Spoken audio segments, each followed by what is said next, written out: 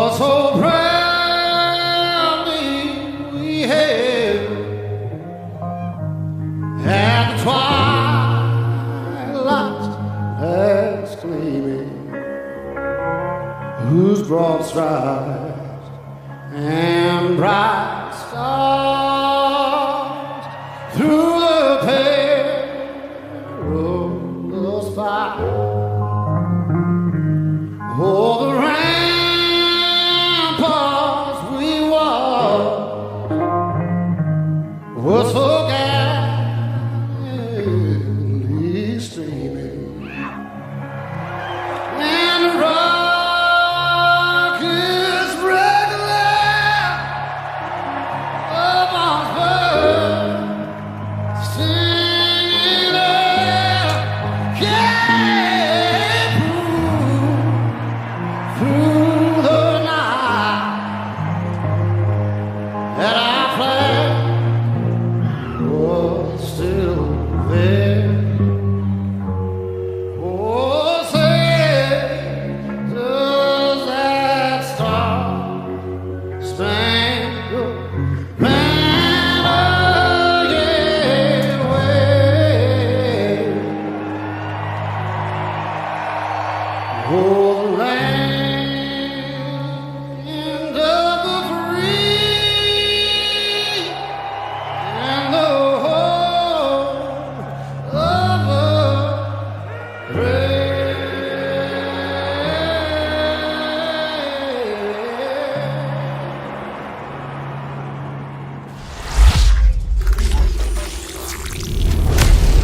Good Monday morning, streaming live on Rumble, X, and YouTube on this Monday, September 29th, 2025. Hoping you all had a great weekend, and I spent a fair amount of time working on finishing some parts of a model that I've been working on to support the harmonics, and so what I would do is use that initially for my own trading, and I do use it already now, but continuing to build this thing out, and then ideally, once we get that perfected, trying to also bring that into the mix here.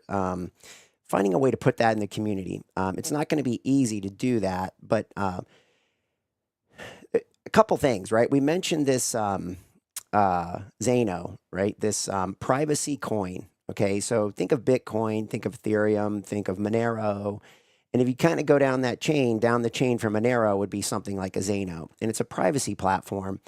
It's unique how it works. At some point, I'll probably have Aaron Day on. We'll go through this stuff and or interview him, and then we'll run some clips on it, whatever. We also cover this stuff. Aaron does a show, the Aaron R. Day Show, and then we're doing a roundtable together. And tonight, I think we're going to circle back and do some stuff. I'm going to do a panel with a show with him tonight on sovereign wealth funds. So I think this stuff all ties together, right? Sovereign wealth funds. And it's how important this really is. I mean, it seems like the perfect cog in the wheel. And when you think about the first sovereign wealth fund that was formed in 1953, and it was formed by the monarch, the British monarch. And then you see how it was sort of like just used as a holding tank for a while, and probably to do some strategic things here and there.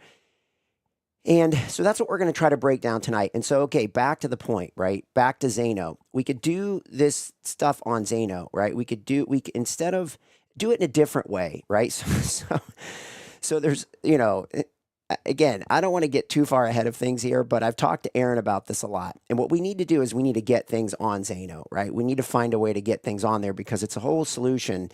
Things are going to move toward this tokenization. Things are going to move towards some other kind of a currency.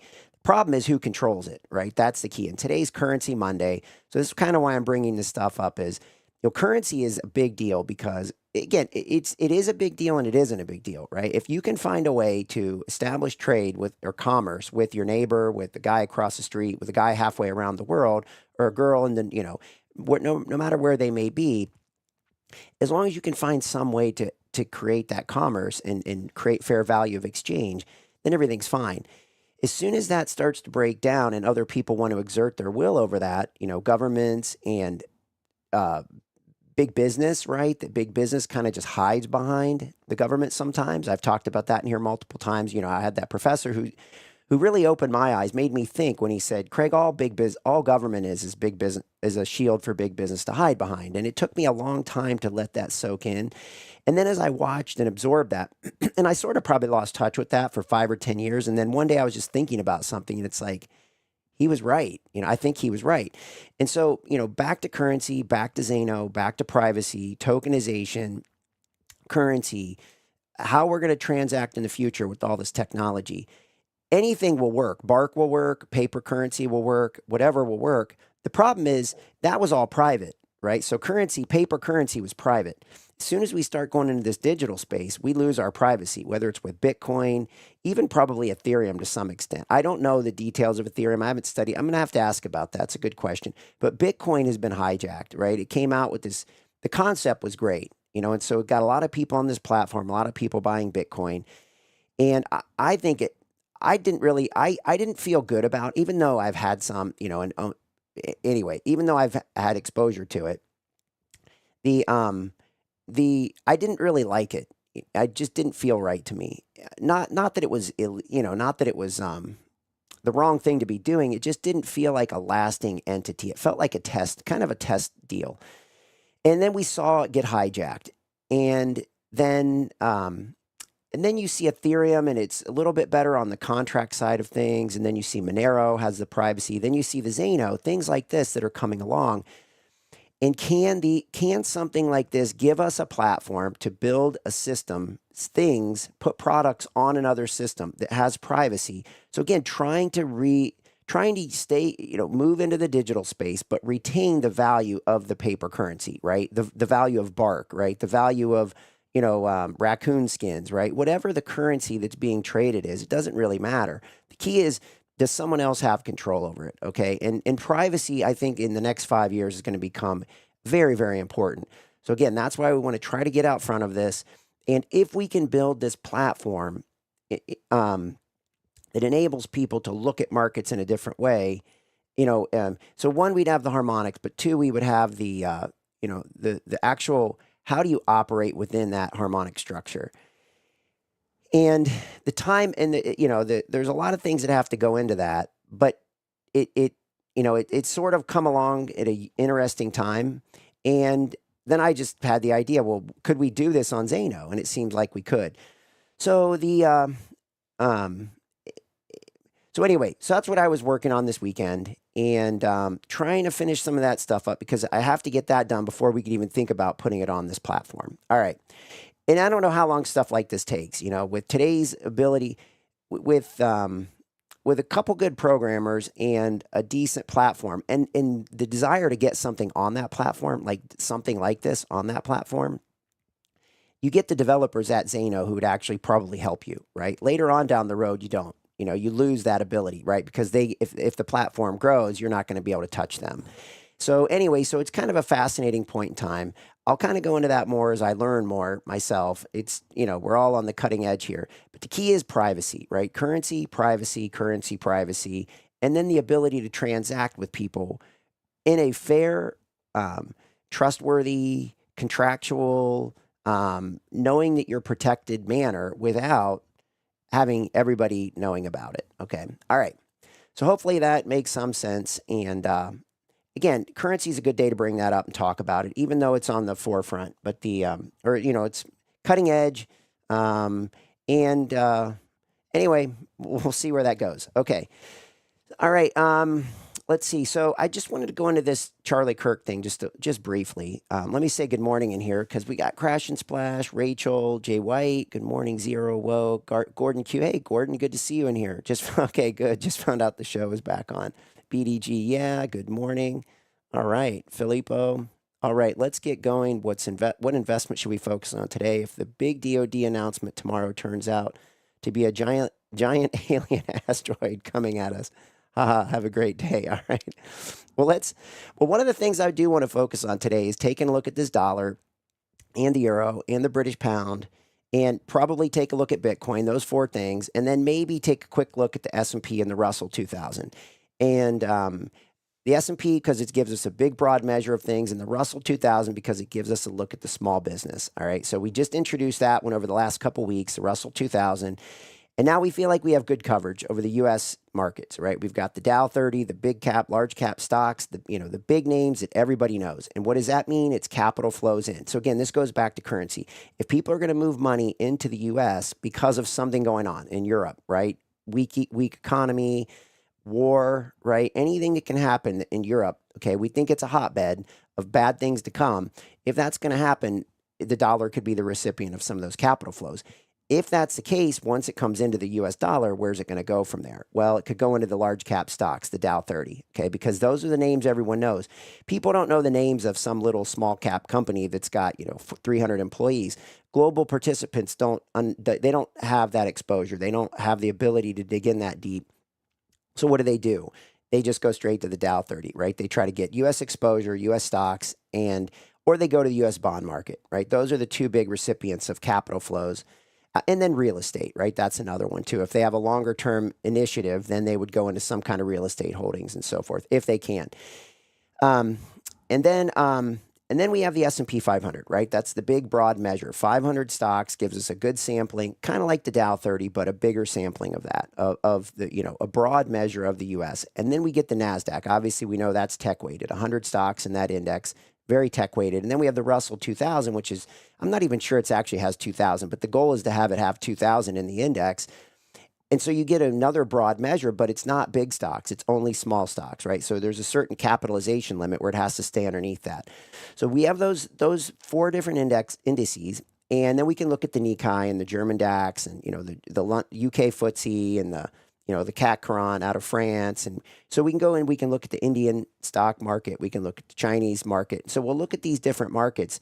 I'm really working toward getting there where we can take a good global look around at things from a currency, from a stock market perspective, and then ideally a bond market perspective. Although I think bonds in the U.S. is enough.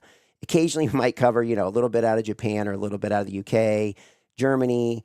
I think those are the majority of them because otherwise I just don't think there's a whole lot of interest in global debt markets. Even though I think it's important, probably not a lot of interest in that. So we'll kind of skip that.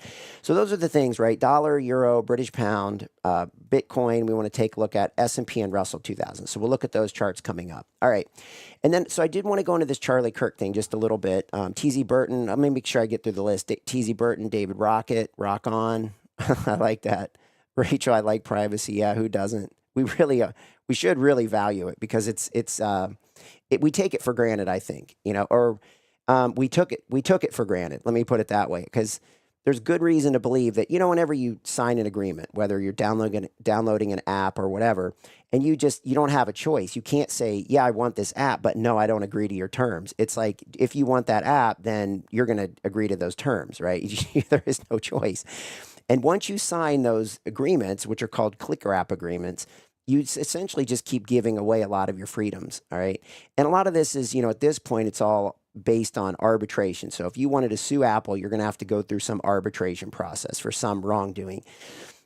The problem is they've got us all on this collective hook, right? So we're all collectively in on this thing. Everybody's signing this agreement. So when you really think about that, you're like, wait a minute, this isn't just an agreement between me and Apple. This is an agreement between Apple and everyone who uses that product, right? Or everyone who uses this product or that product. And so once we start signing these things away, and it happens a lot in the medical space, and that's one of the things at this roundtable that I've been participating in. We're going to talk about, I think it's end of October 22nd, I think it is. We're going to talk about that, right? The medical side of things and how HIPAA's a joke and how they've hijacked our medical system and our medical privacy and all these different things as well. Because again, if this technocracy is for real, it's not just going to be in the financial markets, or it's not just going to be in the technological chips and this, that. You're going to see it pretty much everywhere, right? It's a comprehensive approach to things. Technology governing people called technocracy through the use of technology in all these different spaces. Okay. So anyway, back to this. So I think that's everyone. Please hit thumbs up. Yeah. Thanks, Jay White. If you can hit thumbs up, that's great. Okay. And share it too. If if you can share this, it'd be great. Try to grow it, get the reach out there again. Okay, so let me just cover this Charlie Kirk thing quickly. The only reason I want to cover it is this. There's lots and lots of confusion around this. The FBI has apparently closed the case or close to it, right? That's the word that we get. I think that what they've done, my anticipation or my feeling on this is that they tried to set this up so that they're using a 30-06, a Mauser, right? So old technology, how we think of a sniper, right? On a rooftop, okay? These are all like quote unquote old ways of, assassination, I guess, okay? Now, Ryan Matta, who used to be on LFA, who I've been, who I'm friends with, and we talk occasionally on different things, markets and projects that he's working on and so forth. He's gotten a huge amount of viewership out of covering this Charlie Kirk situation. And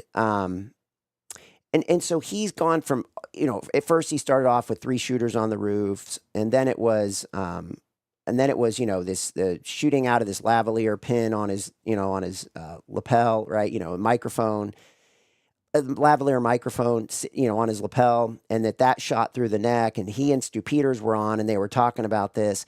And even though I don't think that's realistic, the key to this is that that if you watch the security detail, they don't react to the shot and the actual, shot hitting Charlie like everyone else does.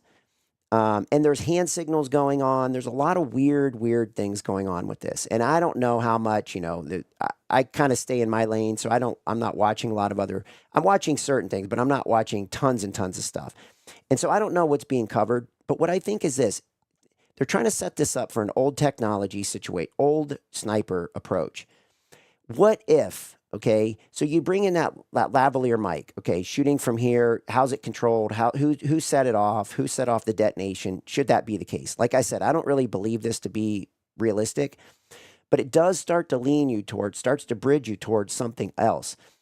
Could it be a technology that we don't even understand yet, like the 0-point energy, okay, which we've talked a little bit about, using magnetism through computerization to move something from point A to point B through a space that is through any place, right? You could literally have point A on Earth and point B on Mars, and if you could move it through that quote unquote wormhole, right, through 0-point energy, you could theoretically move it from there to there instantaneously. What does this remind you of? A little bit like Star Trek, right? That kind of stuff. Remember when they would someone would be down on some planet and they would beam them up to the mothership. And then they could, essentially like faxing them, right? It's like faxing someone, digitally, down to here and up to there, right? Sending it through some transmission mechanism from here to there.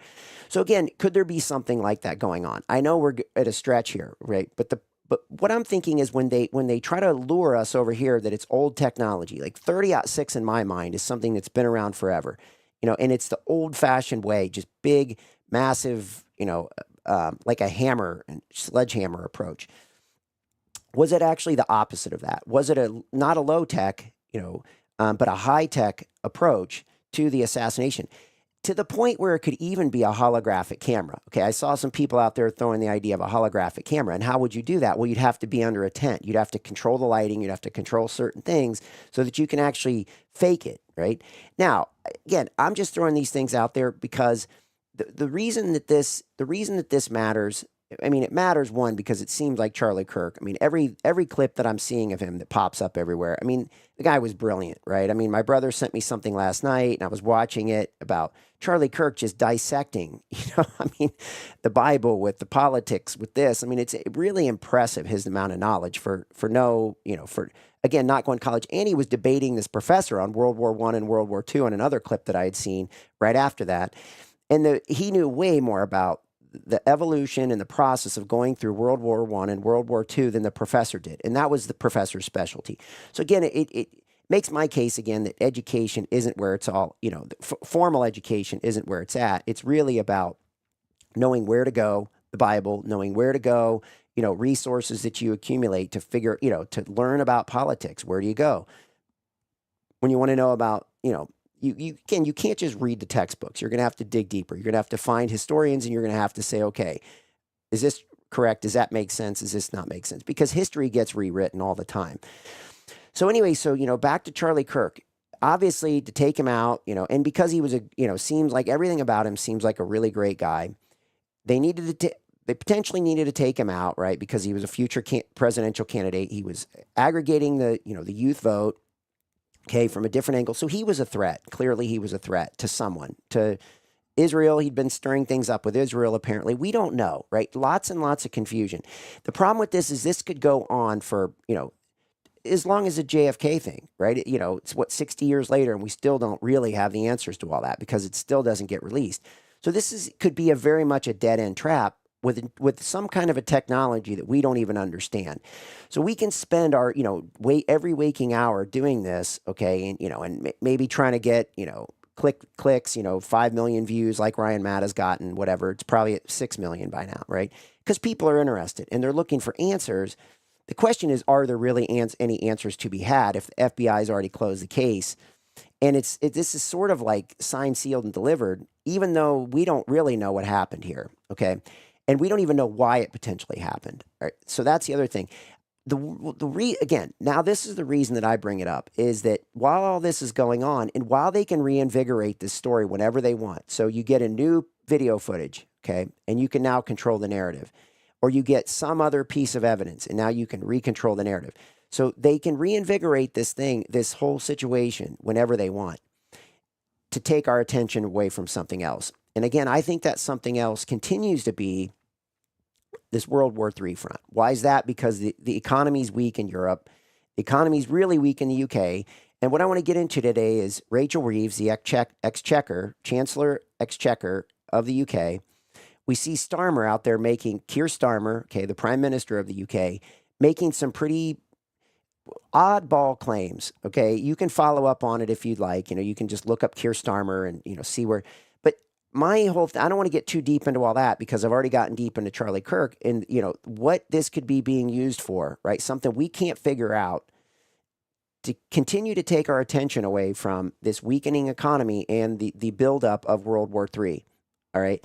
And what does World War III even look like with drones? And we don't even really know what that looks like. Is it boots on the ground? How many boots on the ground? How much of it's for look? How much of it's population eradication, right? How much of it's, money, big, neocon, big war, right? Again, if you want to make money from a war, how do they do it? Well, again, they provide all the weaponry. They provide all the, the tanks and the planes. And we see planes being sold to Turkey last week, right? As long as Turkey goes along with this and that and whatever, then we're going to sell them F-35s. Well, who's not going to like that? Israel. Well, we're striking a deal with Israel today, supposedly on Gaza, okay? And then Greece isn't going to like the fact if Turkey gets that.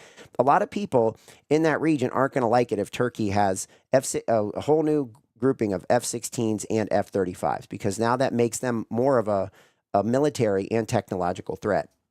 So I think it's to take our attention away from what's going on. And we're going to go through this. I want to go through this stuff on the Chancellor Rachel Reeves of the Exchequer. So essentially, they're Secretary of Treasury, and they're making these massive cuts, okay? They're calling it this manifesto, and anytime you hear stuff like that, you have to be thinking, like, what's going on, right? So we'll go into that today, and that's why I wanted to bring this stuff up with Charlie Kirk, is that, is it going to continue? If you see it continuing to be reinvigorated like that, maybe don't take the bait. It's kind of like I was saying to my brother this week when we were talking. It's kind of like, you got little baby fish who bite on every single, you put a worm on a hook, you drop it down in the water, and the baby fish nibbles, and they get caught, and they get thrown back in the water. After a while, hopefully they learn, and then they become big fish, and then they say, yeah, that's a little too obvious, right? A little worm sitting on a hook. Now, I don't know what their brain is pretty much like cyclical, when the weather, when you get like certain times of the day, they just feed, so I don't think that but the point is this, I don't want to bite on every single hook and worm that's put in front of me. So it's like, okay, the Charlie Kirk thing's there, then it's pulled away, then it's there again, then it's pulled away, all to taking the attention away from, again, not more important things, but potentially bigger things, right, where they don't want us focusing. All right. I think I've driven that one home. All right, so let's dive into this. Let's take a look at the economic data for the week. Let's get to this.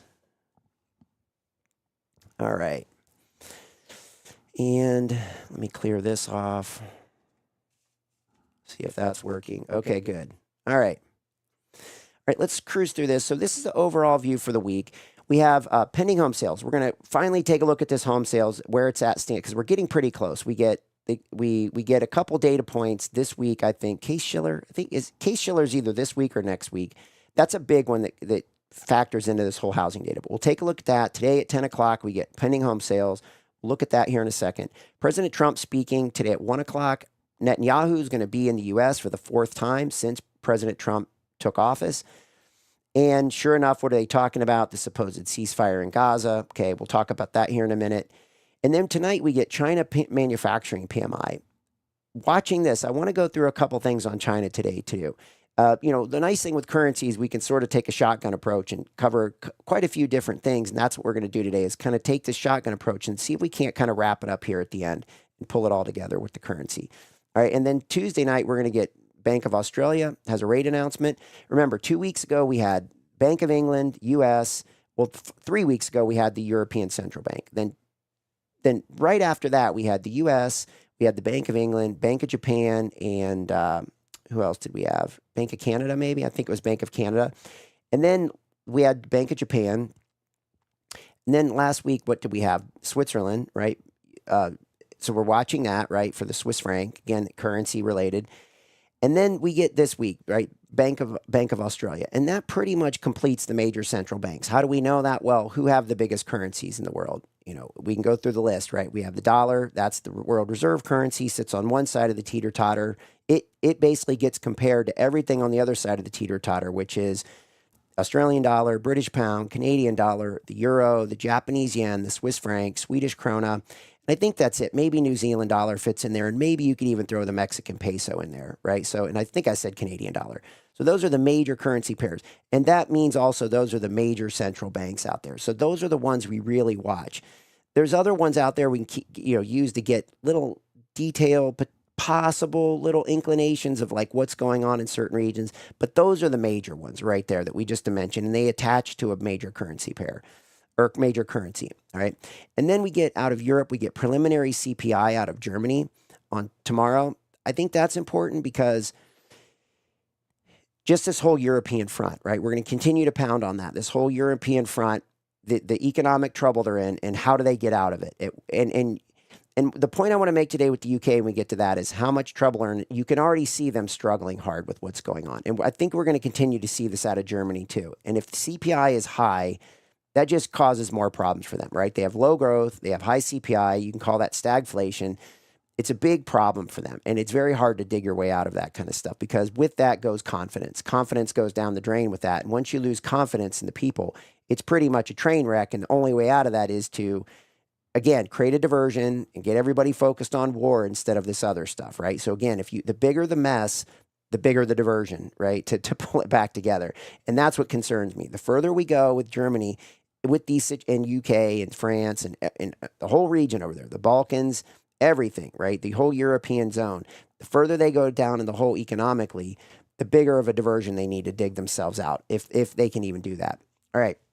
And then the big theme of this week from the U.S. standpoint is jobs. Okay, so Friday we're going to get the non-farm payroll data, and I want to talk about that today too with a little bit different spin on it, but essentially, we start that whole thing off on Tuesday with the U.S. JOLTS job openings number, and then Wednesday we get ADP, non-farm employment change. That's kind of the private look at the non-farm payroll. So the non-farm payroll is a government-driven number. The ADP is Advanced Data Processing, I think it is. They're the big accounting firm, but they essentially take their data and they put together an index. So it's the private side of that whole thing. So it's supposed to mimic it, but it doesn't always work. Okay, but that kind of gives us a read into that.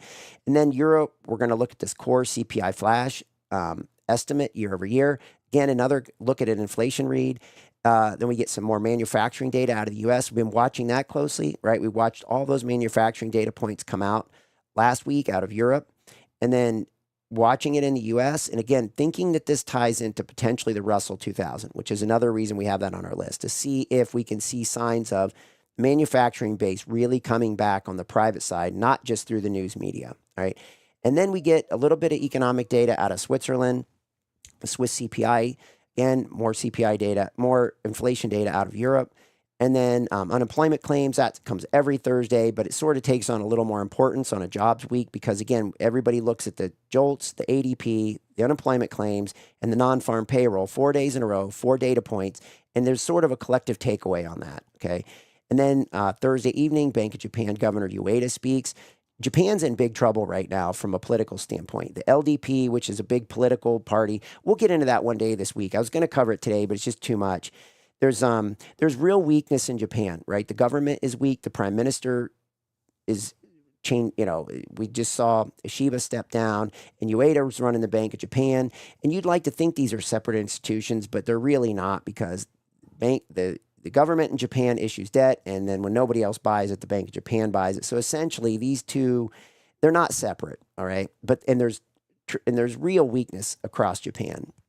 And I kind of think this is intentional. I did some work this weekend on that region, and I think this is kind of an intentional thing with South Korea, the weak leadership there. I've been wondering what's been if for those of you who've been following the show, all the way, late last year and into earlier this year, we really, I think we probably spent a good 3 or 4 week period covering South Korea, wondering what was going on. Remember when they kind of had that coup d'etat takeover, and it was a train wreck, and we thought, all right, we had a U.S.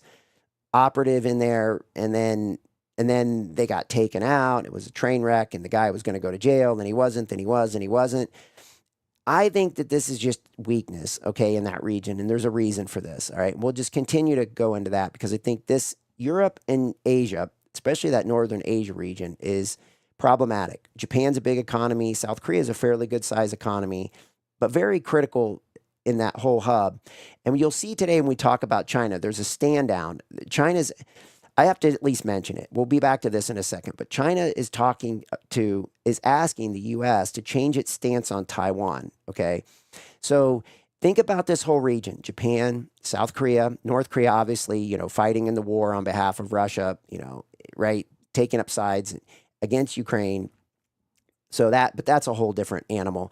But then you move down through, the Vietnam and the Philippines and Indonesia and Malaysia and China and Taiwan. Okay, so we're going to circle back to this China-Taiwan thing here in a minute. But just keep that in mind: the weakness in Japan, the weakness in South Korea, right? And then how we've been positioning with Vietnam, and then how, all these tariffs and all these trade things. And the deal that we struck with Vietnam was like, it was so much in our favor that it didn't make sense. Okay, so these are the kind of things that we want to keep in mind when we take this global perspective. All right.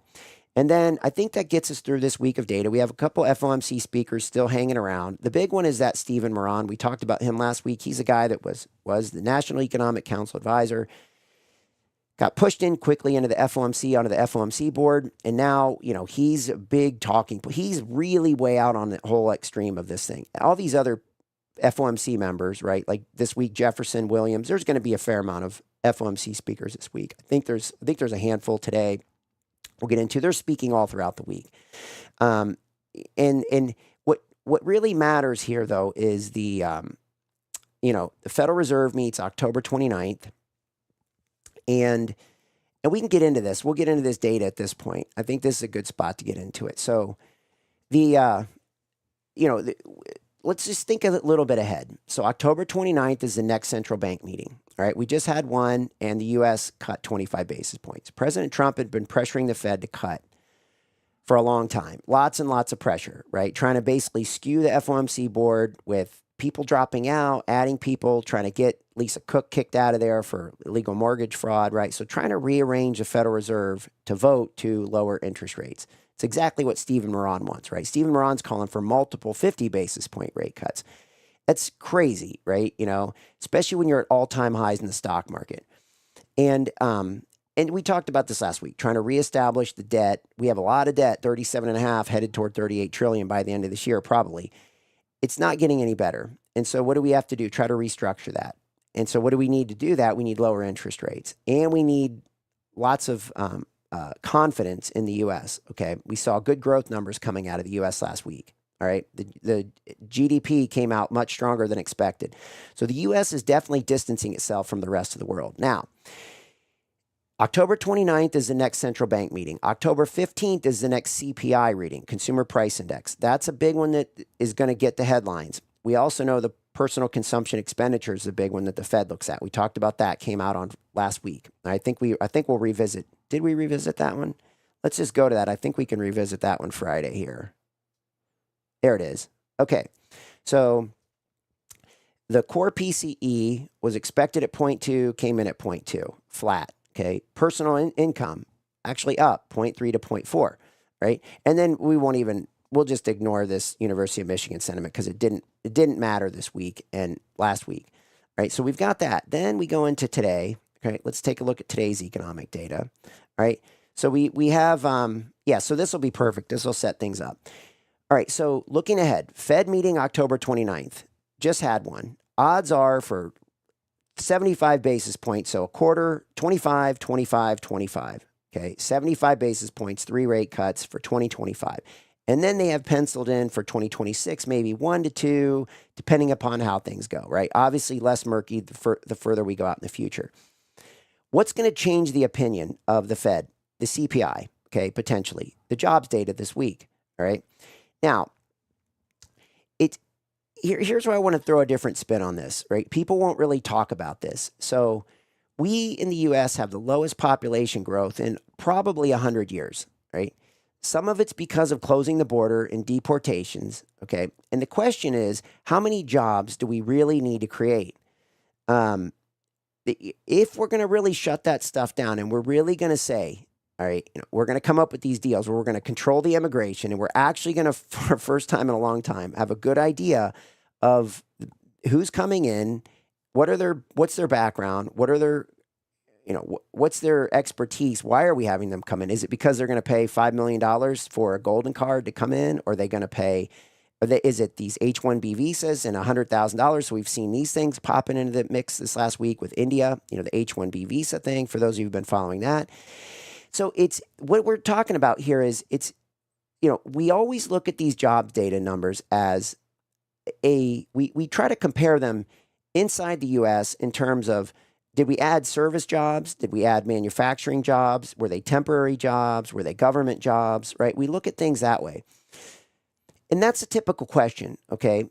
But the question now is, how many jobs do we really need, especially with all this technology coming online, right? With all the AI and the automation and the robotics sitting and waiting in the wings. This is the real question to ask, okay, I think, that isn't being asked and will be skipped over more than likely going into this next rate meeting and into the December rate meeting. But we want to try to get out front of that. Why do we want to get out front of it? Because we want to understand why Stephen Moran is pressing for these low interest rates, why President Trump is pressing for these low interest rates, and potentially putting pressure on the central bank to either come along or maybe even just break it apart, potentially, right? But I don't think that's going to happen overnight because it's hard to deal with $38 trillion worth of debt and all these unfunded liabilities without the central bank, okay, printing money, right? So the question is, can you fake it until you make it a little bit longer? I don't know, right? There's a lot of things we don't know here, how this is going to unfold. But we know that we're going to get a new BLS, Bureau of Labor Statistics director. His name's E.J. Antoni. He's been active on X. I think he's involved with the Heritage Foundation, puts out great charts, questions a lot of things. I was surprised that they took this guy because he's kind of a rebel in a lot of ways, but I think that's a good thing. But the question is this, is he going to address this, okay? Or is he just going to is he going to massage it from where we were, okay, which was faking jobs numbers under the Biden administration like crazy, right? Remember those big revisions, job growth, and then, we just revise it all away, right? 900,000 jobs or something like that. So the question is, if the jobs come out this Friday and we show 29,000 of job increases, that's a rounding error, okay? You're talking about, 350 million people in a country, and then you're talking about, 130, 120, 150 full-time employees. I don't forget what the number is, but there's something like that. It's whatever the full employment number is. And then when you take 29,000 and divide it by that number, it's probably going to be like 0.0000 something, right? So this is all a joke, right? It's all statistical deviation, just rounding error. It doesn't really matter. And yet people are going to get all excited about, is it 29,000 or 39,000? It doesn't, for those 10,000 people, it matters whether they have a job or not. I'm not trying to say that it doesn't matter for them, but I'm saying from a statistical mathematical perspective, it really doesn't matter, right?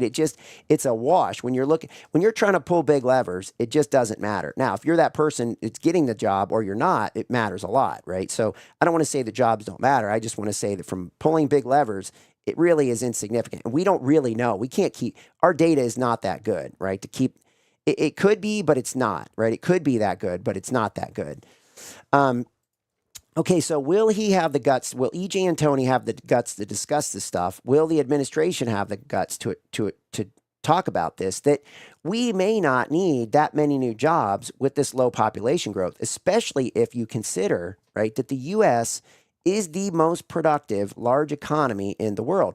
So if this technology thing, right, is going to be to increase that productivity, we may not need as much job growth.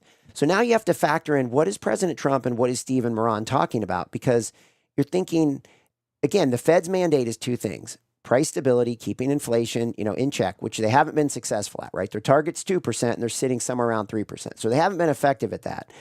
And then their other thing is maximum employment. Okay, well, if they're almost becoming irrelevant, right? I mean, if we're talking about maybe we're okay losing 50,000 jobs a year, all right? And how would you do that? Well, again, this leads just to the technocracy, right? Sovereign wealth funds, universal basic income. These are the things that I'm trying to figure out, right? And do the research on, because we may not need the job growth like we have in the past with automation, with robots, with productivity, with the AI, with all this stuff, right? So, and then what are we going to do with the people who lose those jobs, right? That's another big question. But the takeaway, because it's jobs week, is again, this is thinking ahead, because right now this isn't what's impacting markets, right? We're thinking 3 to 6 to 9 months, 12 months ahead, because this isn't the conversation I don't think they're ready to have. But the real conversation is we might be okay losing 50,000 jobs a month, because again, who knows how this has even been calculated with, illegal aliens and this and that and H-1B visas. I mean, this system is a mess, right? So to sit here and act like we're calculating this to the 29,000 or 30,000 or 31,000, I think is crazy. And I think the real key is to look forward and think about, where are we going, and connect the jobs data to the AI, to the productivity, right, to the robots, to all these other things. All right. Okay, let me check and see if there's anything in here, if there's any questions on this. Okay, so crash and splash, can't see it because we're in it. Okay, please hit all right. Let me just take a quick look here. Some comments, crash and follow the bouncy ball. Yep. Active shooter response cameras. Nashville grade school had better cameras than a college campus. Gordon Q. Okay, so good stuff, crash and splash. Thanks for putting that in there. Gordon Q. Interest rates aren't the biggest factor in inflation, not even close. I think that's true. I think generally, I think I agree, but I agree with that, right? If my opinion matters, I agree with that. Okay, TZ Burton, E.J. Antoni is part of Steve Bannon's war room. Yep, you're right. That's where you would see him. He got really popular with Steve Bannon picking him up. I don't know how those two made the connection. I don't know if it's through the Heritage Foundation. Obviously, Steve Bannon uses a lot of people from the Heritage Foundation. I don't know if that's where he got introduced to him or how E.J. But E.J. Antoni's been a big figurehead on Steve Bannon's war room for a good 2 years, I would say. So good point. Okay, now let's keep rolling here. I want to go to, all right, so I think that covers everything. Pending home sales, U.S. President Trump to speak. Let's take a look at that pending home sales, though. Let's look at this, kind of get an update of where we're at, and then we'll get into some of these headlines. All right, the NHB Housing Market Index. So we kicked off September's housing data, and it looked really grim, right? NHB was negative. Building permits, negative, right? Housing starts, negative. And then all of a sudden, it just turned around. Existing home sales, right? Slightly up, not a big deal there. But then we get new home sales, 650 to 800,000. And you're like, whoa, whoa, whoa. There's a disconnect here, right? If we haven't seen building permits really climbing, how do you get the new home sales? I don't know. Okay. But again, we just, a big, you can see this thing really turn around with that new home sales number. And then this week, we're going to get S&P Case-Shiller. This is an important one, a good way, because it's a 20-city index. And then we get the pending home sales. All right, that one's going to come out. I think that one's today, right? I think that one is. I think we just covered that. That's today at 10 o'clock. Yeah. Okay, so that one will come out today at 10. And these are probably out. For some reason this month, the data was out of order. Existing home sales wasn't where it normally is. I don't know. Who knows? But anyway, maybe we don't have it in perfect order. Maybe I'll have to shift it around or something like that. Okay, so that kind of gives us a look. Housing's hanging in there. I would have, if we hadn't had that 800,000, I would have said this isn't a good picture for housing. But I mean, that number it's a shocker, right? I mean, that's a significant, what, 20%, 25% beat? I mean, that's a big beat, right? Okay. All right, so let's take a look at some of the headlines here. All right, China, let me go back. Let me just put this one up there. Okay, China, U.S., Taiwan changes. I think this is important. All right, under the Biden administration, they had this, the big thing here is this. China is obviously after Taiwan. The U.S. can't let China get Taiwan, right? It's another one of these hot points around the world. Obviously, Middle East, Israel, they're the stirring stick down there. They're the ones that add heat to heat things up down there for sure. And then obviously you have Europe pressing on the Russian border. And they've been doing this with Ukraine for, back through Victoria Nuland, John McCain, really since Yeltsin went out and Putin came in. They've been putting pressure on Russia through Ukraine and through NATO. Okay, so again, NATO has been encapsulating Russia and putting pressure on them. And then we look down here at China. Okay, in North Korea, obviously a proxy, who's funding them. Okay, it appears Russia and it appears China. Okay, so again, we don't know who funds them more and who North Korea is going to actually side with when push comes to shove. But that's small potatoes again. I mean, anybody who has a nuclear threat is not small potatoes, but it's kind of a small potatoes in the thick of things. Then you have China, Taiwan. That's a big deal. Why is it a big deal? Because of the chips, right? The semiconductors coming out of Taiwan. Taiwan Semi, NVIDIA gets all of its chips from there. A lot of these companies get a lot of their raw goods, their chip, not raw goods, but semi-finished goods, the chips out of Taiwan. Taiwan's a major, major deal, right? And there's pressure. China wants this. Okay, so under the Biden administration, the policy was, it said, the words were, we don't support Taiwan seeking independence. Okay. Let me say that again. We don't support, China wanted, the stance was, the agreement was, I guess the happy neutral zone between the U.S. and China was, the U.S. does not support Taiwan seeking independence. Okay. Now, President Xi, of China is now pressing President Trump to change it from do not support to the U.S. opposes Taiwan independence. Okay, so to me, this is a major shift in words. I mean, this is a policy stance. All right, so what the heck does this mean? I don't know. But this is why I'm trying to figure out what's going on in that region in terms of who's weak, who's strong, what's the play here. And more than anything, I don't have the answer, but I'm asking the question, right? I think that this is a big enough issue to start asking the question, what the heck is going on here? So I'll put this out to the chat. If you guys know anything or you hear anything, all information can be put on the table, right? The key is we really should try to figure this out because this is, if you hear anything, throw it in the chat. I would appreciate it. I'm sure everyone would appreciate it. This is a big deal, right? Until the U.S. Until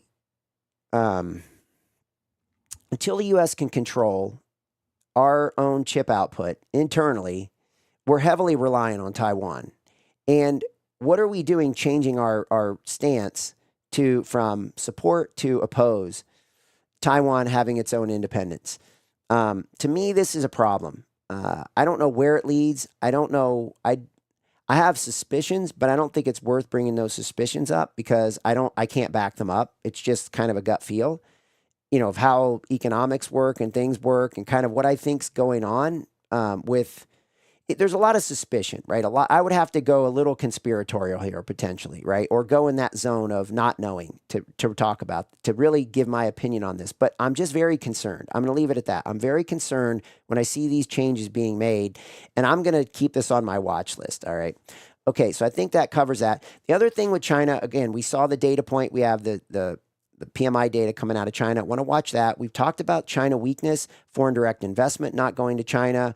We've talked about internal investment not occurring in China. And then here's where this ties in is this week they have an 8-day vacation, kind of a I don't know what they call it, kind of a holiday, I guess.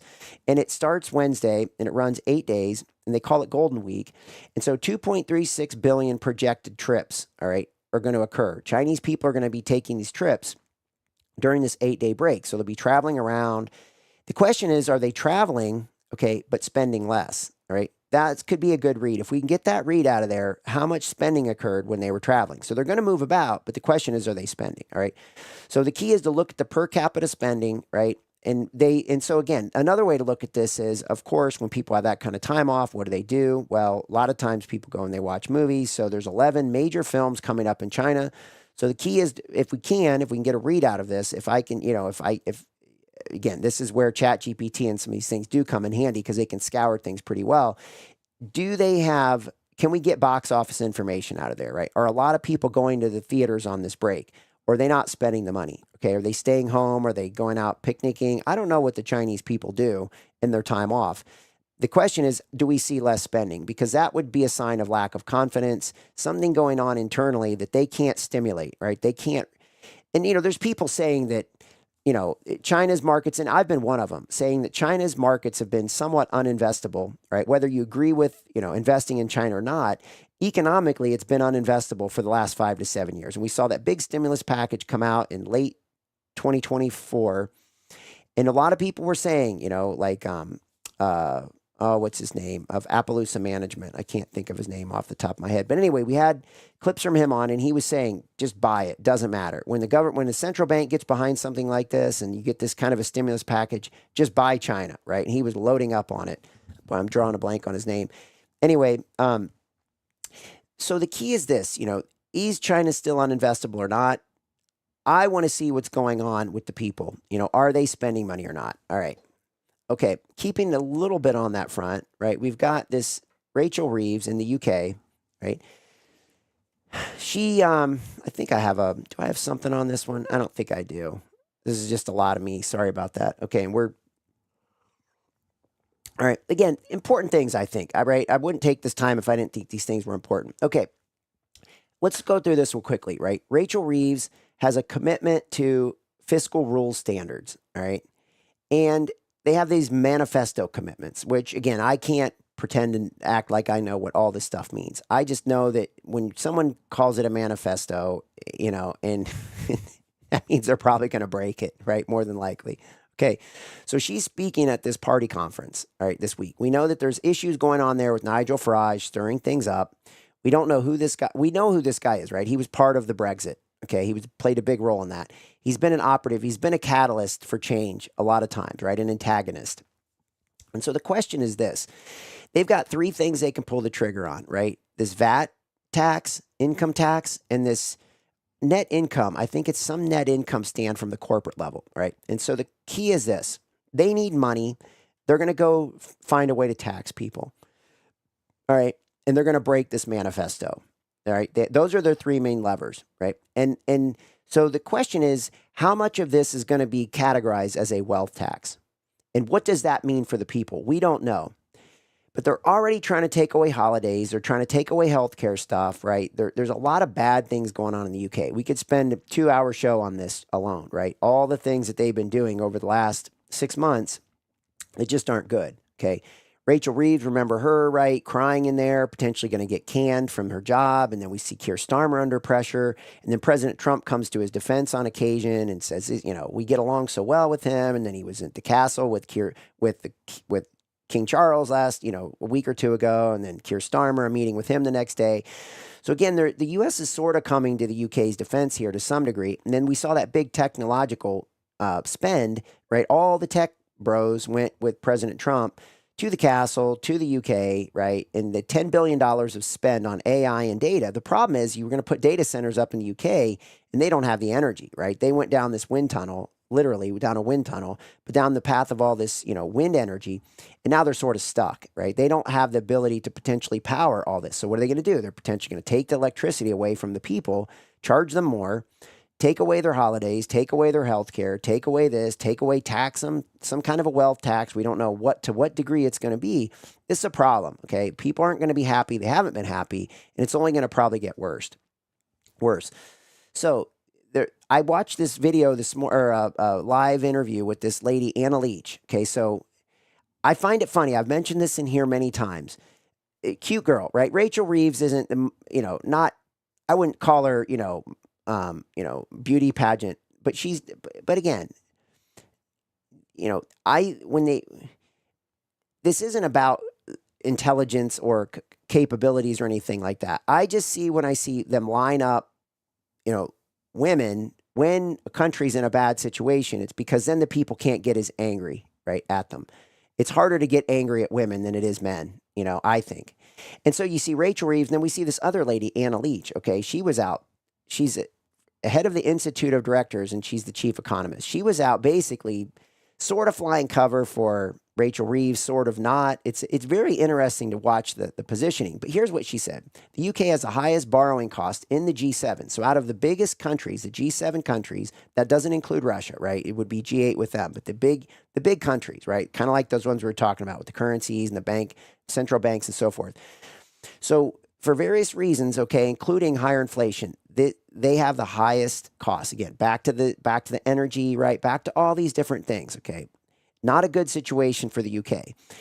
They're losing credibility in their fiscal policy, and yet here's Rachel Reeves going to try to roll out some sort of they're going to go for one of the three major target points, which is, the VAT tax, the income tax, or this net income tax, some kind of a wealth tax, all right? This isn't going to probably go over real well. Key is to watch how they So again, back to China. What's going on at the internal level with the people? Same thing here with the UK. They're going to make these big moves, and what's going to happen with the people? How are they going to respond? Okay, that's what we're trying to watch, is how are people responding to these big levers being pulled, and what does this lead to? Okay, again, hotspot with China and Taiwan. Okay, potential war material. Hotspot with the Europe and the Russia, potential war material. All right. And how do these countries respond? How do the people respond? I think it's really important at this point in time, and that's why I'm trying to get a read on what's going on here. All right. Here's a quick one we can go through. This is kind of a sad thing. First Brands. So you'll know some of these names. I think I actually have a clip on this. Let me just throw a little still on this. Let me throw this up. Okay, here we go. So this is First Brands, and you can see a lot of these names you're going to know, like Fram Oil Filters. What's another one? Autolite, people may know. Michelin Tires, Phillips, Reese. They make a lot of hitches. So a lot of these are, things that people who are working, right? People who get their hands dirty or lift things, like they would know most of these names. And so they're filing for bankruptcy. Not a huge deal, but what is a big deal with this is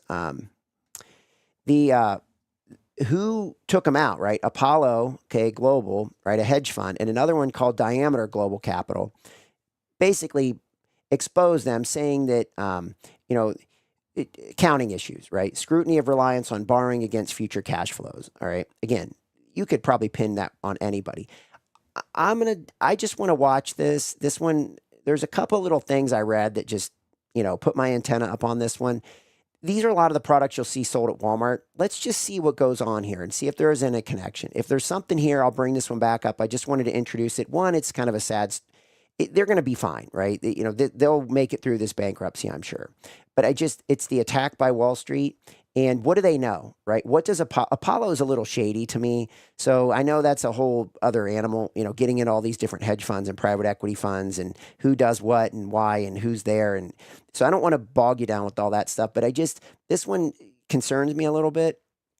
And I just want to throw it up there so that if this advances and turns into something more, at least there's some reference, right? To those of you who are, tuned in today. Okay. All right, moving on here. Let's see if we can fire through some of these. So Moldova had elections this weekend, okay? So they went the way of the pro-EU party set to win elections. All right, let me put this up here. I think this is pretty interesting. See if you don't see some similarities here with something. All right. So allegedly, Russia has spent millions of dollars to install pro-Russian forces, okay, in Moldova for various purposes. All right. And here's the EU pushing back, right? So Moldova's pro-EU party, right, claims a razor-thin majority. All right. Now, Go down here and it says votes from abroad. All right. Push the PAS past the threshold needing to continue governing without coalition partner. Inside the country, however, it received 44.13% with its strongest support in the capital, Chisinau, where it polled at 52.68. Okay. Initial counts suggest the party would fall short of an outright majority, but PAS dominated the diaspora vote, getting over 85% in some Western countries as ballots trickled in from overseas. Okay, its overall total rose and eventually crossed the 50% line. Okay, so to me, this kind of sounds like our elections, right? You know, you're ahead and then all of a sudden it trickles away over time. Now, this was in one day, so we can't, it's not like here where, you know, they hold the counting open for 4 weeks in California, and pretty soon a House seat falls and another House seat falls, another House seat falls. You know, we see this go on, but again, it's the same kind of a concept as these votes, quote unquote, trickle in, right? And then all of a sudden just to a razor thin margin, all right? Again, what are they trying to do? Create influence in Moldova, trying to win over the concept of, you know, the Balkans, the EU, right? That Europe is winning and Russia is losing. So I think there's more to this story, okay? And I just wanted to throw that one out there because, you know, this has an impact on what's going on right now, I think, right? I think anyway, let's keep an eye on this one, right? Again, let's keep an eye. Razor thin margins, so forth. See if Moldova doesn't factor in the coming weeks or months. Okay. Huawei to ramp up AI chip manufacturing. Okay, so this kind of ties back into China. Let's see if we can get through this one quickly too. NVIDIA has been the big supplier of these AI chips, and they get most of that stuff out of most of the stuff they need to make those Blackwell chips, all these different chips.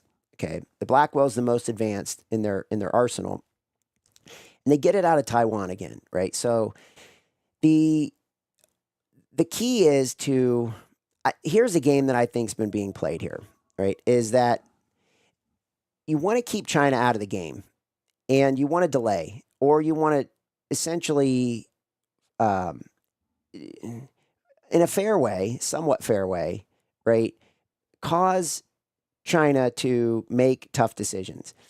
And this Huawei, we've seen them in the past, okay? They have been able to become dominant pretty quickly, right? Whether it's stolen technology, cheap production, whatever, government subsidies out of China, just like China does, right? They make steel and they dump it on the world. They make electric vehicles, they dump it on the world, right? They make chips, what do? They're probably going to dump them on the world.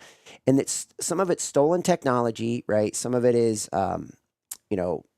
corporate espionage, however they get it, U.S., whoever's selling it off, whatever. We can get into all that. But the key is this, that the real power play here is that have we tried to delay China from making a decision saying you can have these NVIDIA chips, we'll sell them to you, okay? And we have Jensen Huang go over there, the head of NVIDIA, and say, yes, I've gotten authorization from the U.S. to sell these chips to you, and try to, again, Chinese, heritage, perfect liaison to sort of keep China in the wings and hoping that they're going to get these NVIDIA chips because they know they can't fall behind on this AI race, right? If it's going to lead to productivity and it's going to lead to these, again, let's just assume that AI is good for us, okay, and that it's going to lead to productivity because that may not be the case, but let's just assume that. If that's the case, then China's going to be in a major race for this. That's not hard to imagine. If you're the U.S., you don't want Huawei to show up and be a major player, right? You want to control that through NVIDIA. All right. So again, it's a control valve. So what do? You make them think they're going to get these NVIDIA chips, and then you pull the strings back, and then you give them a little bit, and then China finally says, "Look, we're tired of getting yanked around here. We're just going to go full force ahead with Huawei," and that's what it seems like they're doing. Okay. So they likely have an inferior product, right? But and as the U.S. plows huge amounts of money, we can't forget this, right? Over the last couple of weeks, what have we seen?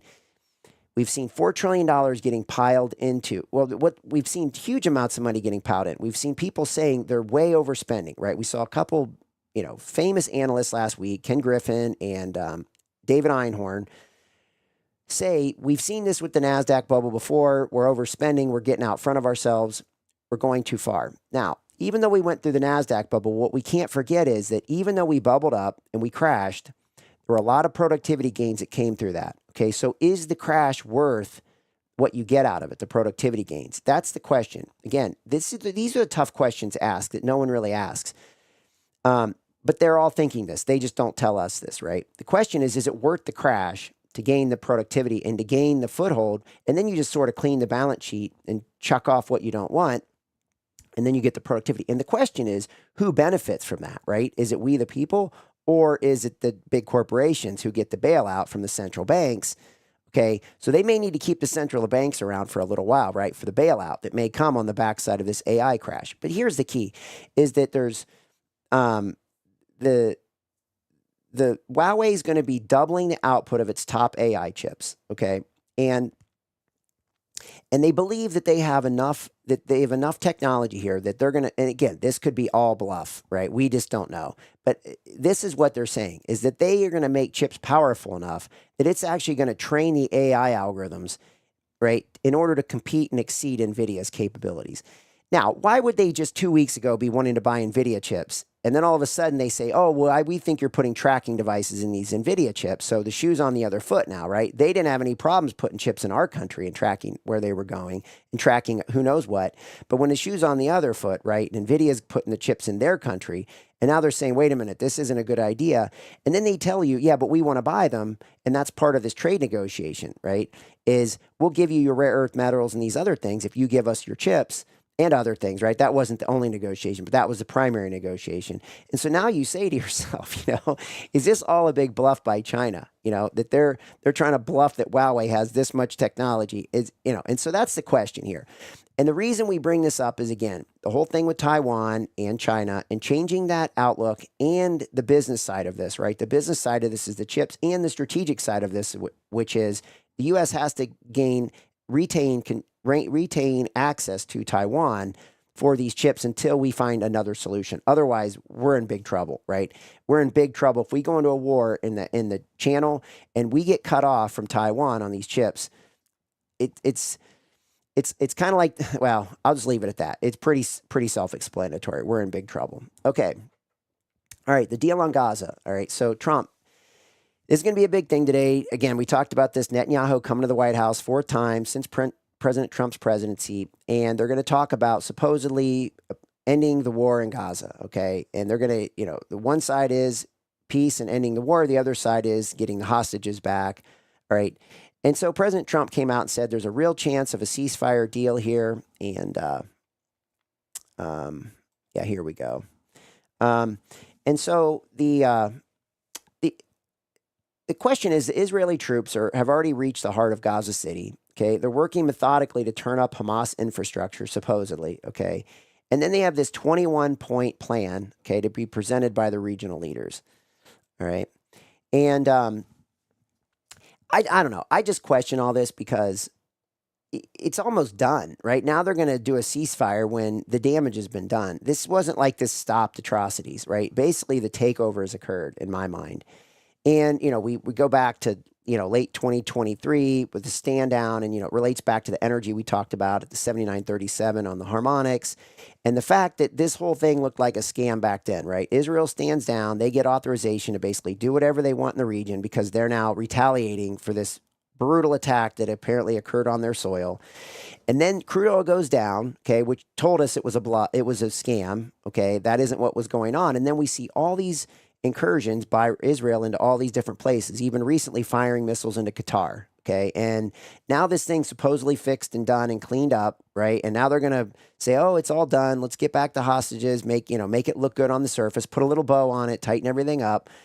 And it's just not, this has been a mess, right? This has not been fair to humanity in many, many ways, but it is what it is. And this is the deal today at 1 o'clock. President Trump will be speaking. All right. Okay. And let me see here. I wanted to cover one more thing, I think, and then we'll take a look at some charts. Oh, 2 more things. So we've got Congress to meet for a government close. This should be pretty quick. We've got, let's get through this. Okay,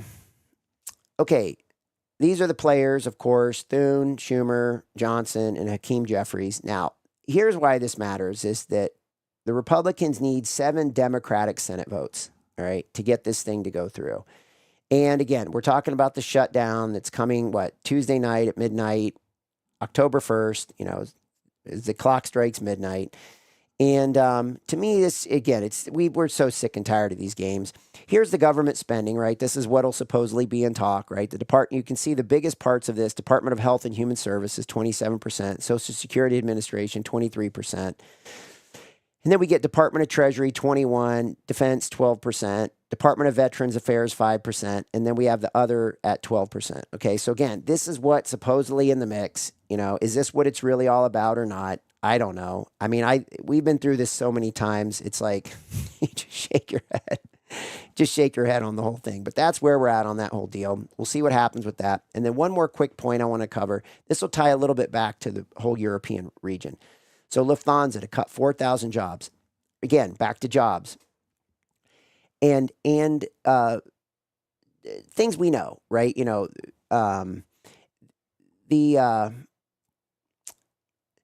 This ties into, this is going to give us a little bit of a read, right? 4,000 administrative jobs are going to be cut.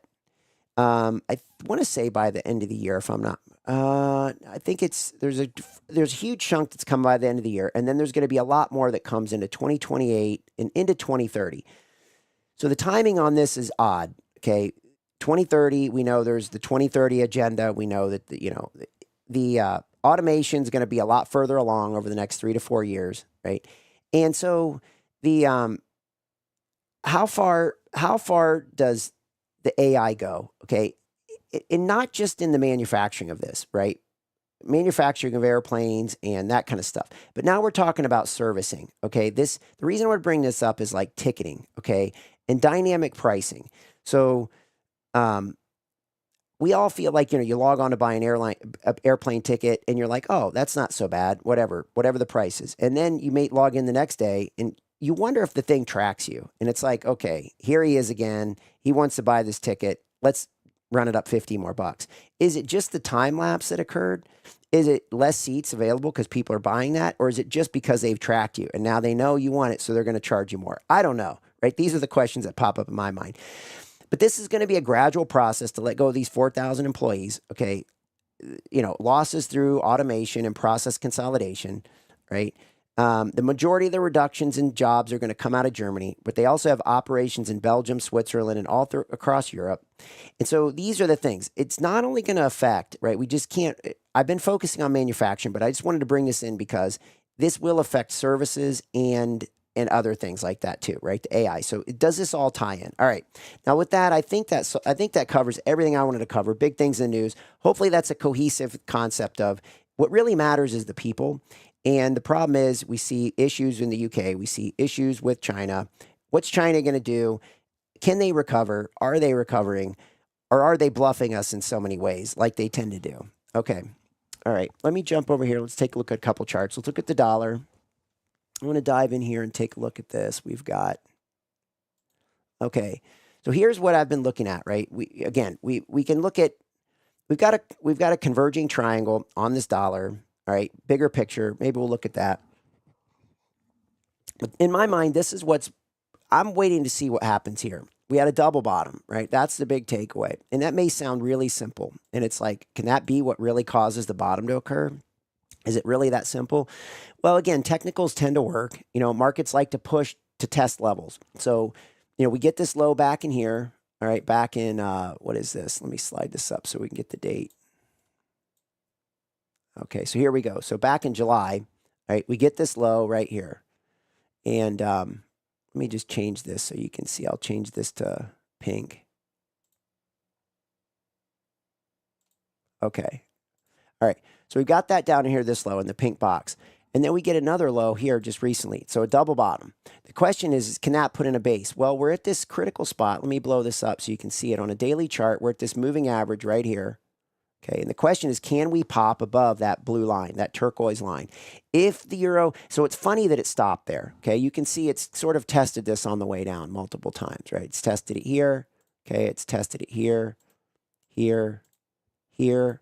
Okay. And another time in there as well. So it's been playing with this moving average all the way down. It's on a daily time frame. So what does that mean? Institutions are actually looking at this. Okay. They're probably managing risk. Hedge funds, others are actually looking at this as kind of a baseline background technical formation. Now, if the dollar can cross above this, so let's call it $98, 98 to 98.50, then the trend has potentially changed, okay? So as soon as we cross above, right, as soon as this dollar crosses above that pink line, in my mind, okay, the trend will have changed. Can it hold that level? If it crosses above there, can it hold it? This moving average, right, will have to come around, create a bottom, and start to turn back up again. Can the price stay above that turquoise line? So this is what we think about when we're anticipating and forecasting. It doesn't have to be complicated, right? You don't have to have, harmonics or a lot of sophisticated things all the time. If this market crosses above that turquoise line, the higher price is going to turn that moving average, right? And it's going to go higher. So a lot of it is just anticipating, if the market goes higher, what would it take to do that? So a big spike higher through here, through 98, off of some data, maybe the jobs data this week, right, on Friday, maybe something that comes along this week. I don't know what it could be, but something. The dollar starts to go higher.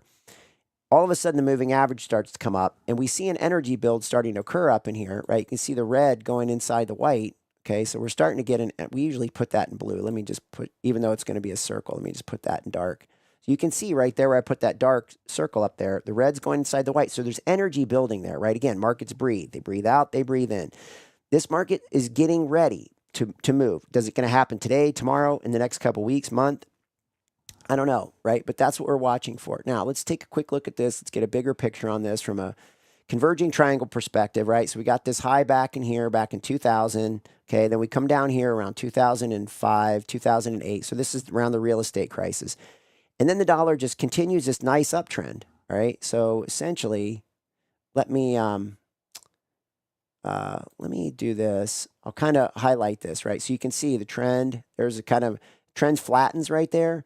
And the trend turns up, and all the way through that whole that higher pink box, you can see that the trend has been up, and you can really see this by this trend line that's been put in down here, right? This purple one, right, all along here. The dollar's been in an uptrend since 2000, since the real estate crisis. The dollar's been in an uptrend, okay, and we had a trend coming from the top, which makes this converging triangle where that orange box is at. Okay, that's the apex of this triangle. If the price action stays above that orange box, which is basically at 95, where that purple line stretches out to the right off the chart at 95 on the dollar index, if we can ride that above there, then all of a sudden it starts to make sense. So what are we looking at? We're looking at this thing, right? This double bottom, okay, this formation back in here.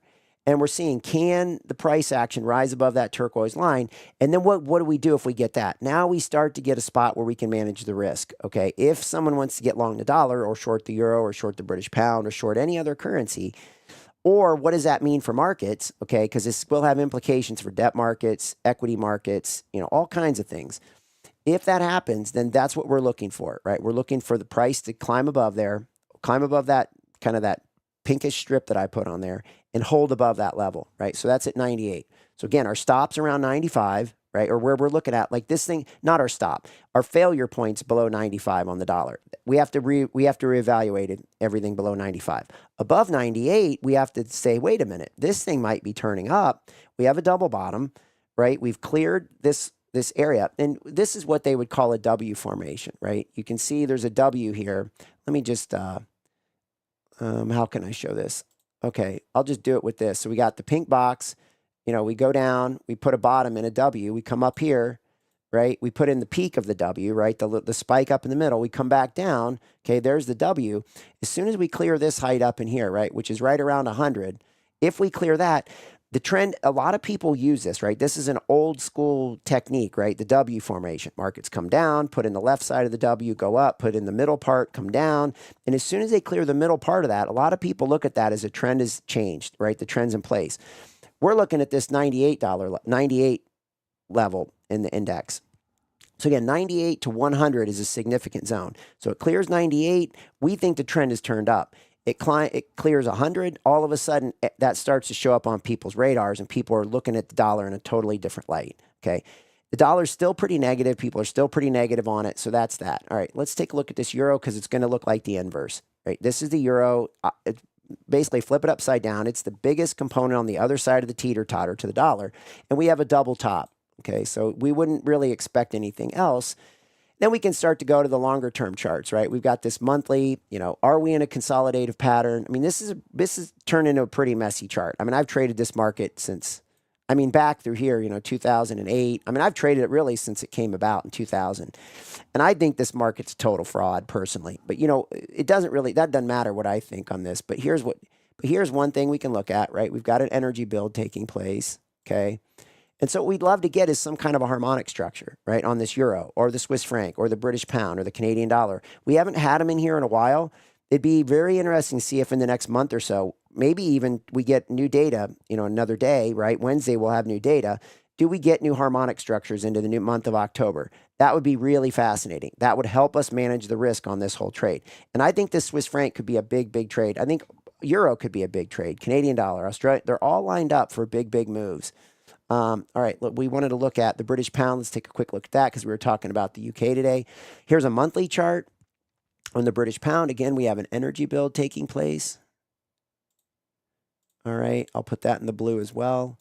Okay, you can see the red going inside the white. So we have the energy. The trend has been down. It's kind of cleared the moving average right here. Okay, so again, it's a little bit of a concern. It has a little bit of strength. If it starts to break back down through that little pink shaded zone, now all of a sudden it's lost its momentum. There's energy is there. Could it make a move down to that turquoise zone, which is essentially 100? So that would be parity to the dollar, right? 1 to 1. So dollar's at 1, British pounds at 1, more than likely. Anyway, it would be back to 1. That would be a big psychological level, okay, in the British pound. All right. Let's take a look at Bitcoin. I haven't even looked at that today. Let's see what's going on here. Yeah, we got this messy chart. Okay, so it looks like it's hovering right around 113. We got a serious mess going on here. But we tore this apart last week, and we went through this potential head and shoulders forming. And let me clear. We'll come back and look at this. The big concept is, is there a head and shoulders pattern taking place here? Is this a shoulder, right? And then, this is a neckline forming down in here, okay? And then this is a head up in here. And then what would we need? We need another neckline somewhere in that purple zone right over in here, somewhere in this area. Okay, we'd need some kind of a neckline to form. Doesn't have to be down as low. It could be higher. Okay, and then we'd need another potential shoulder up in here. All right, and then a move down. Now, the reason I go through this is because, again, friends of mine who have been in crypto nonstop for 10 to 12 years have said, analysts that they're talking to think that this, they've got algorithms they're running and so forth. So again, I don't necessarily lean on that, but I am at least monitoring it to see if there's something to what they're saying. So this is, and they've called for, if this and that and all these other things happen that I won't bore you with, then this head and shoulders is in play. And this could mark a big time top in the Bitcoin, potentially down to 70,000, 70 to 90,000 range. All right. We'll see what happens, right? Right now, I call it just neutral. I don't really have a bias on Bitcoin short term. I can see a little bit of energy in that blue box up there starting to form. So the energy is there for a move. Does it just blow out to the top? What are the key points? It sounds like I'm all over the place, right? The key point is this. We've got 100,000, 106,000. Is that right? 106, 107, 105. Yeah, 105. So let's call it 105. Actually, 100. Yeah, of course, right? The 100,000, of course, that's a big psychological level, right? We talked about that being a target on the way up. When it was down in the 80s, it looked like it was going to, that was a big psychological target. 125 was a fairly significant psychological target, right? That's the peak of that head, okay, the high in this market, or close to it. I think it actually just got to 125,000. Now, the question is, if it comes back down and retests this 100,000 and breaks through it, that's a big psychological breakdown. In the meantime, what would be other breaks? I would say, this area, actually right where we're at. So this 112 is fairly significant. All right, let me just run this line across here, this little shaded zone, that pink. Let me turn this to green. That way you can differentiate it. So we got that green level going across. A break of that green level, any kind of price action that holds below there, technically, okay, technically to me would say Bitcoin potentially has some trouble, right? Let's just call that the line in the sand for now. I'll see if we don't get a harmonic structure on that here in the near future too, and look back at see if we don't have some levels in this stuff that we can start to lean on. All right, and then, quick look at the S&P. Let's take a quick look at that. It's that 65.74 that we're concerned with. And then we'll look at this Russell real quick and then we'll be done. Okay, so here's our, all right. So here's this. We got the S&P. We got this 65.74. That was our upside target. Okay, the white dashed line. Right, that's this area right through there. There we go. Okay. That was the upside target. Okay. December contract hit it 1, 2, 3 times, broke through, has now held above it all along. We got an energy bill. Looks like it's kind of coming along here. Should be there in the next, I don't know, couple days probably. Next couple days, we're going to get an energy bill that occurs if we're looking ahead. So the question is, does the S&P just continue its march on the upside, or can it come back down and retest the 65.74? At this point, I would be looking for, as much as I don't like it, I would be looking for dips in this market to buy, right? When the market's really scary on the downside, if you can find a place to manage the risk against, that's the thing to be long right now. That's from a trader's perspective. For someone who's holding this thing long term, I would be looking, but watch what Warren Buffett's doing, right? He's getting out of certain things, okay, and he's moving into banks in Japan, right? Preparing for what, right? He's loading up on these different banks that do all these trades. Tells me he's probably preparing for a sovereign debt crisis, all right, in Japan. What else is he doing? He's gone into United Healthcare, okay? That, if we look at the cyclical, let me just show you this. If we look at this guy again, okay, if you look at this, when you're toward an economic top, you can see the first thing up there is healthcare and consumer staples, right? Those are the things that people go into, and they start getting out of things like, basic industry, precious metals, industrial capital goods. So those are the kind of things we want to be looking for. What are the big guys doing? Are they starting to make their moves? Are they starting to move different places? All right. And then let's take a look at this Russell 2000 real fast. So there's the S&P. And this one matters because, again, we have the 3 tops up here, right? We had this top back in here, back in November of 21. And then we have another top here in late 2024. Okay, and a big move down, right? Really got whacked into March of this year. That was a big hit on the Russell 2000 from 2463 down to 1700. So that was a heavy hit. That was a harder hit in the Russell than it was in the other indices. Okay, and then a rally all the way back up to this 2463. So the question is, this is the line in the sand, I think. Prior highs, 2 prior highs. The odds are high. Usually 3rd, 4th time up to a level like this, the market breaks through. Doesn't always happen, but those are the odds. So if you had to make a guess right now, you would say this Russell is more than likely maybe one more sell-off, maybe not as deep, maybe back down to that purple zone, and, something to take a little pressure off. And then they come in again and start buying this Russell 2000. What would that mean? It would mean, again, lots of things, right? Does Russell 2000 take over the leadership over the tech stocks? Does it take over the leadership of the Dow? Does the small business really start to take over? That's the big question. And so that's why we're watching this Russell 2000. Does it pop through this level, which is at 24,000? Let's call it 24,600 to 24,800. If the Russell starts to climb above there, then we have to evaluate that, right? Again, that's why we're looking at all these 4 indices. To give us a look at what's going on. This is the small business side, potentially the manufacturing side, and this would represent broadening out of health for the consumer, the small, again, we the people, and not just the Wall Street crowd. This, even though it's Wall Street, this represents more we the people than the NASDAQ does, okay? So hopefully that makes some sense. We'll continue to stay on these indices. We don't know. There's no clarity out of this Russell right now. A little bit of a pullback. Maybe we take a look at it. Okay. Look at some things in there, or the Russell index, or an ETF that mimics it. Other than that, we're just going to sit tight right now. If you're long a market, it's ideally, it's good to just be broad, right? The S&P 500, right? That's a good bet now. NASDAQ's probably a little risky, but again, that it's been the performer, right? It's the one that outperforms because it gets all the money, right? It's the Mag 7 that are getting all the money.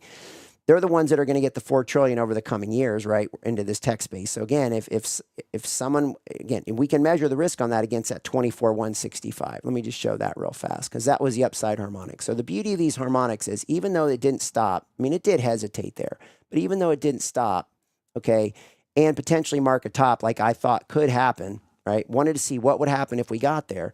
The key is at 24,165, you can now manage the risk against that level. It seems to be spending time above there. It seems to be digesting this. If it can consolidate up in here, and if the momentum stays high, and if the money continues to come in, and if the U.S. economy continues to do well, I mean, maybe, just maybe, we're just going to keep rallying into a bubble situation, you know? And I don't have that chart up here on the 2001 bubble, but you can see, like, when people started to get sketchy on the NASDAQ, it still had 2 or 3 years of run up, and it was a massive run up. So even though you might be right in the end, and this is a bubble, and it's the front end of a bubble, and it's probably not going to work out, you can get 2 or 3 years of just euphoria going into that, and then it's the pain on the other side. So 24,165, good level to manage the risk against. You know, wanted to see what it did there. It got there, and it got through. Okay, those are the facts. It got through the level, 24,165. We can manage risk on the long side. Unless that level gets broken, the bias should probably be to the upside. The risk isn't that huge, but the upside could be huge, okay? Right? All the unknowns, all the things that could happen on the positive side that we don't know. Same thing with the S&P, 6574. Gets above there, holds above there. Wanted to see what it would do there. It got there, hit it 3 times, climbed above. It's holding above. It's consolidating. It's digesting the move. What's coming next? We don't know. But again, we can manage the risk against 6574. If the S&P for some reason is going to 10,000 and it's at, you know, the risk isn't very much right now. So again, you just have to keep that in perspective. So hopefully that's helpful. Hopefully that's a long show. I think this is our longest ever, an hour and a half. So thanks for sticking with us. And tomorrow's debt day. We'll probably try to keep tomorrow shorter, maybe like a 40-minute show. I don't see a whole lot building in there. We can cover that pretty quickly, the 10-year note. Maybe we'll cover a few ETFs in there. I'd like to talk about TIPS a little bit, Treasury Inflation Protection Securities, just to kind of throw that in the mix. And then maybe cover 1 or 2 things on the debt markets, and then maybe follow up a little bit on the sovereign wealth fund tomorrow. But keep it kind of light tomorrow unless something major happens. Try to do 40 minutes tomorrow. I think we got a good basis for the week. We know it's jobs this week, and what's the outcome? And try to get a real look at what the jobs mean, right? That's what we're trying to do is, does the jobs number matter like it did in the past? That's the question. All right, with that, have a blessed day, everyone. We'll see you tomorrow for Debt Day.